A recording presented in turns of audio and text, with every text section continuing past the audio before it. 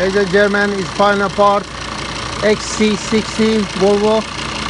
We managed to change the radiator. It's running, we're topping up the coolant.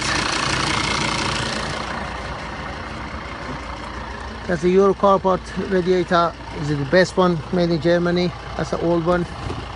Unfortunately, it was leaking from this clip here. So it's the o-ring between the plastic and the rad here. So all these clips, it was leaking from these sides. But fortunately, we managed to change it. So it was a big job. It took us like 4 or 5 hours. Fortunately, we didn't have a gas in the air conditioning. But to remove it, you must just drop the intercooler,